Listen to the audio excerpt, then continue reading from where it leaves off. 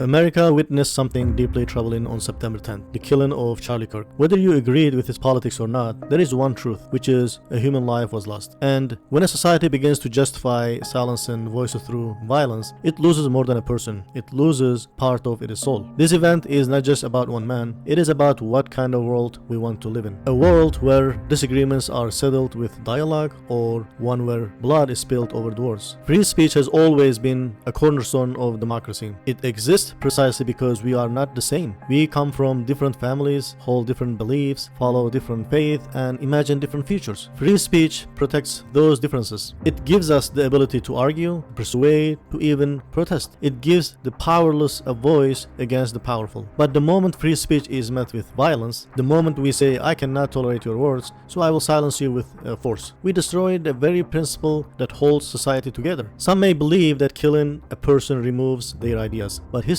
tells a different story. Think of Abraham Lincoln, Mahatma Gandhi, and others. Their assassinations did not silence their voices. Instead, their ideas grew louder, reaching more ears, inspiring more people. Violence does not erase ideas, it fuels them. It multiplies pain, creates martyrs, and scars generations. What about the families left behind? A spouse, children, parents, all forever wounded. No argument, no ideology, no political agenda can ever justify that loss. Before politics, before ideology, before debates, there is something more basic: humanity. Every human life matters, and every human being is created differently. God made us unique in our looks, in our talents, in our beliefs, in our perspectives. Being different is not a mistake. It is part of the design. It is okay to be different. It is okay to disagree. It is okay to hold opinions that challenge others. So what matters is whether people can live together despite those differences, respecting the dignity of each person or not. So the killing of Charlie Kirk should force us to stop and ask, are we creating a culture where people believe violence is the only answer? Are we teaching our youth that it is okay to destroy instead of debate? Or are we teaching them that words, reason, respect are stronger than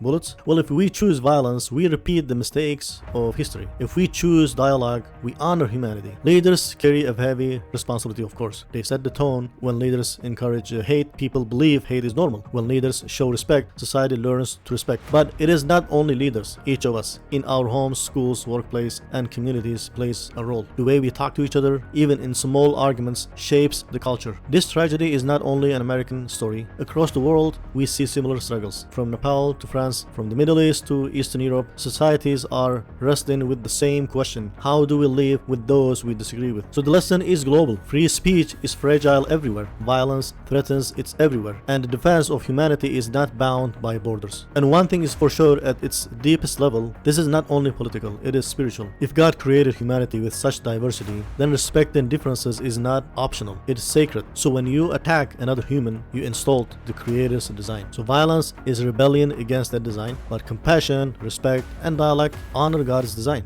So the death of Charlie Kirk is a tragedy for sure, but we should call to return to dialogue, a call to protect free speech, a call to place humanity above politics, and saying it is okay to be different, because in the end, governments rise and fall, leaders come and go, but humanity, kindness, and truth, these are eternal. Alright, that's all for today. And what do we say? This universe belongs to its creator, beyond our full control, and yet we are accountable for the time we are given. Let us stand with those who lead with compassion, act with kindness, think with wisdom, and remain true to justice and humanity.